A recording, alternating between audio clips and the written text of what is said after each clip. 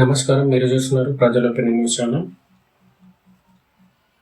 మన కుటుంబంలో అమ్మాయి పుట్టిందంటే మహాలక్ష్మిలా కొలుస్తాం. అబ్బాయి పుట్టాడంటే ఇంటి వారసులా కొలుస్తాం.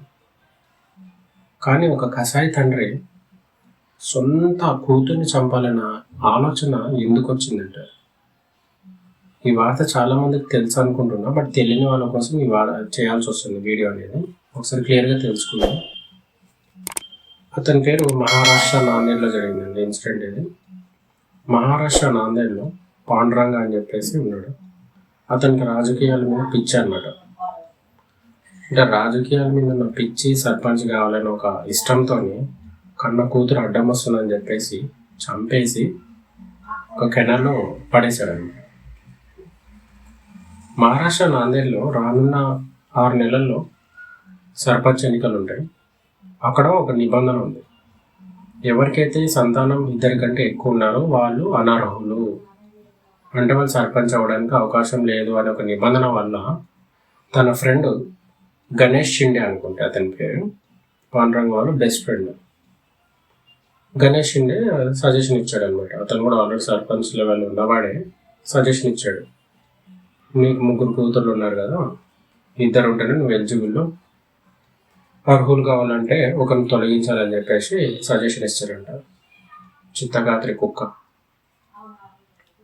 కన్న తండ్రి కానీ సిగ్గు ఉండాలి కదండి. సరే, ఇలాంటి నిబంధన వల్ల కన్న కూతుర్ని చంపడం ఎందుకు, నాకు పదవి లేకున్నా పర్వాలేదు, సర్పంచ్ పదవి లేకున్నా పర్వాలేదని కన్న కూతుర్ని ఎలా చూసుకోవాలి? 3 కూతుర్లు ప్రాచి అని ఒక పెద్ద అమ్మాయిని చంపాలని ఒక ప్లాన్ చేస్తాడు. సో మహారాష్ట్ర నాందేడ్లో మొత్తం అందరు తెలిసిన వాళ్ళు ఉంటారు కదా, అక్కడే చంపేస్తే డౌట్ వస్తుందని చెప్పేసి అతను ఏం చేశారంటే పాపని నమ్మించి గణేష్ షిండే, పాండురంగ, ప్రాచి 3 ఒకటి బండి మీద వచ్చారు.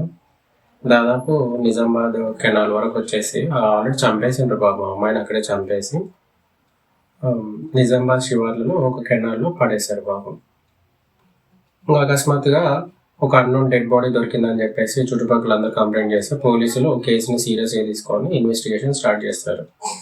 ఇన్వెస్టిగేషన్ స్టార్ట్ చేస్తే ఫస్ట్ సీసీ కెమెరాల్లో ఎవరెవరు క్యాప్చర్ అయ్యారు, ఎవరు ఎంటర్ అయ్యారు ఏంటంటే మొత్తం డీటెయిల్స్ అన్ని గట్టిగా లాగితే సొంత తండ్రే ఆ డెడ్ బాడీని చెరువులో పారేయడం అనేది సీసీ ఫుటేజ్లో దొరికింది.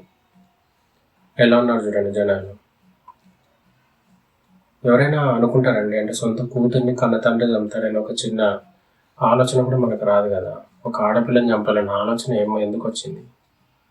అలాంటప్పుడు పెళ్ళి చేసుకోకూడదు, పిల్లల్ని కనకూడదు.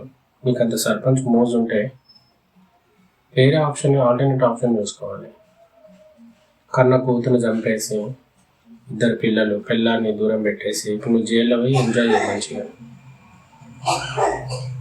అక్కడ సజెషన్ ఇచ్చిన గణేష్ ఇండే కన్నా సిగ్గుండాలి కదా బెస్ట్ ఫ్రెండ్. ఎక్కడి నుంచి చూస్తారండి జనాలు. ఎంత బాధాకరమైన విషయం అంటే వింటుంటేనే రక్తం మరుగుతుంది. కానీ మొత్తానికి అయితే 2 అరెస్ట్ చేశారు, జైల్లో ఉన్నారు. అసలు ఇప్పుడున్న సొసైటీ ఎలా అంటే చట్టాల గురించి ప్రాపర్ నాలెడ్జ్ లేదు.